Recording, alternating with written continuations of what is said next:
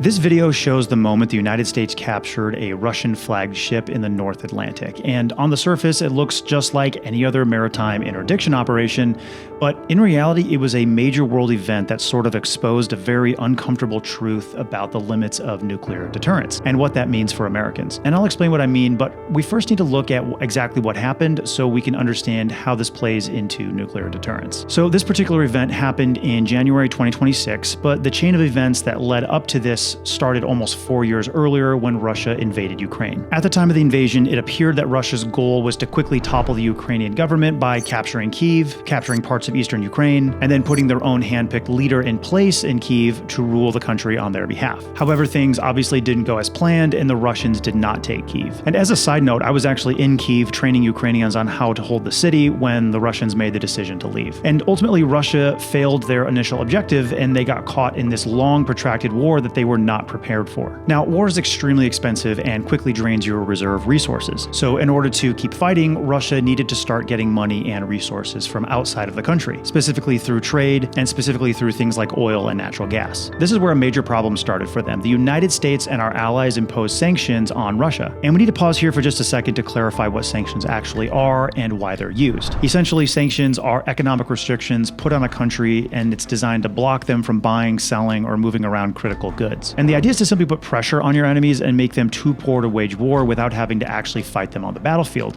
And our goal here was to keep Russia from having the funds to do things like buy new weapons or feed their soldiers or keep electricity running in their cities. However, Russia had no intention of allowing this to happen, and so they adapted by creating what's called the Shadow Fleet. And the Shadow Fleet is simply a network of ships that lie about their ownership and their destinations in order to bypass sanctions using technicalities on their paperwork. But how do they do this? Well, they hide themselves by doing things like renaming their ships, changing their flags, and turning off GPS transponders. Another common practice is that one of these sanctioned ships will meet up with another ship that isn't sanctioned and will then just transfer their illegal cargo onto the non-sanctioned ship. So they're very sneaky about all this. By the way, I also write a short weekly newsletter called The Overwatch, and I started writing it when I was working on my master's degree at Harvard. In the newsletter, I explain stories in armed conflicts and geopolitics that usually don't make the main headlines. For example, the week I recorded this video, 11 bombs were set off at gas stations across southern Thailand, and almost no one reported on it. So if you want to stay up to date on real events like that and understand what they mean, you can check out The Overwatch. It's free, link is below. Now back to our discussion about Russia's Shadow Fleet. So Russia may have a Shadow Fleet, but this raises the question,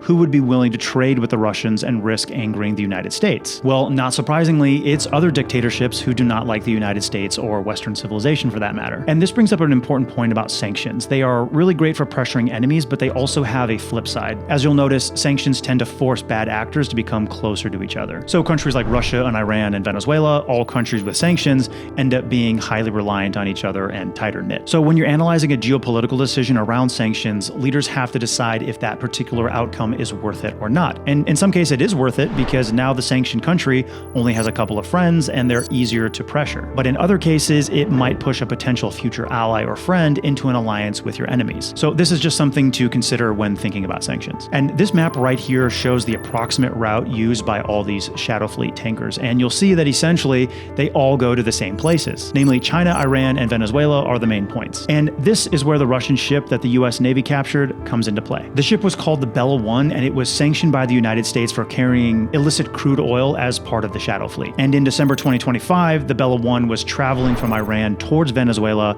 as part of its normal Shadow Fleet route. But what the Bella 1 did not expect to find was the United States Navy off the coast of Venezuela, because the US Navy had just imposed a blockade on Venezuela and was specifically looking to capture Shadow Fleet ships just like the Bella 1. Okay, but if the US Navy decides to capture a ship, how does that actually work? Well, when I was in the Navy SEALs, this is something we were specifically trained to do. So how it works is basically all ships share a common radio frequency that they can use to communicate ship to ship with any random ship close by. So what happens is the US Navy will send a few ships to follow the particular vessel they want to board, and will then contact the vessel on that open frequency and tell them to cut their engines and prepare to be boarded. And in most cases, ships simply comply, and then the Navy will send over a small boat team with a small boarding party to search the ship or take custody of it. However, if the ship refuses to comply and decides to make a run for it, it's assumed at that point that the crew is planning to resist any boarding parties, and this is when special operations teams like Navy SEALs are called in. Think of it like a SWAT team being called to back up police officers who are already on scene. The SEALs then use special tactics to forcibly take the ship from the air or sea as as needed, and for obvious reasons, I'm not going to explain those tactics. But presumably, in the case of Bella 1, when the US Navy called them and tried to board peacefully, the Bella 1 turned north and started to make a run for the Atlantic Ocean to get to Russia, and this is when things got crazy. Because while it was running for Russia and the US Navy is trailing close by, the Bella 1 suddenly changed its name to Marinera, and they painted a giant Russian flag on the ship. Because before this, the ship was registered as part of Guyana. Remember, this is what the Shadow Fleet does. They change names and registered countries and things like that. And while this may seem like an absurd technicality, now that the ship was officially a Russian-flagged ship, that means that technically it has the security of the Russian Navy. And so Russia sent out ships to try and escort this tanker back to Russia. And so this is the critical decision point. The United States only has two main options. Option 1, let the ship go to Russia. This would avoid confrontation, but this would signal hesitation and would allow Russia to continue its shadow fleet as always.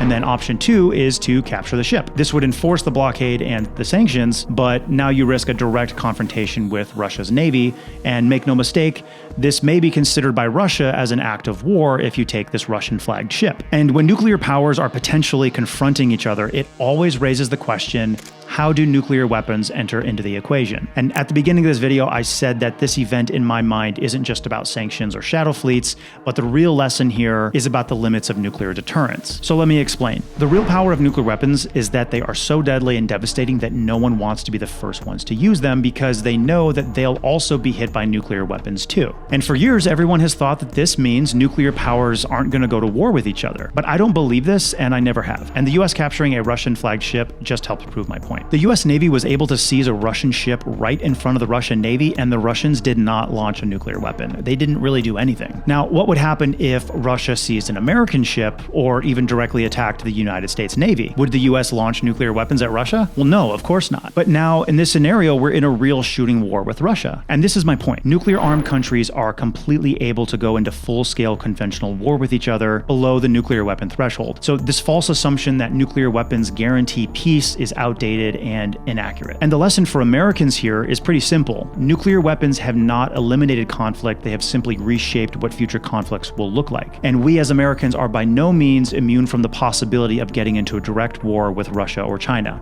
And to be clear, I personally think this is very unlikely, but it's certainly possible. However, what nuclear weapons do all but guarantee is that neither side would be able to completely win a war between two nuclear powers. Because if one side was about to be defeated, let's say the US Army was about to capture Moscow or something, that's when the Russians would have nothing to lose, and that's when they would be most likely to use their nuclear weapons. So ultimately, I believe it was a great decision for the United States to capture the Russian ship Marinera and show that we aren't going to allow Russia and China and Iran and Venezuela to get away with their shadow fleet. But this event also shows that a regular conventional war against another nuclear power like Russia or China is entirely possible, and our nuclear weapons are simply not able to protect us from that possibility.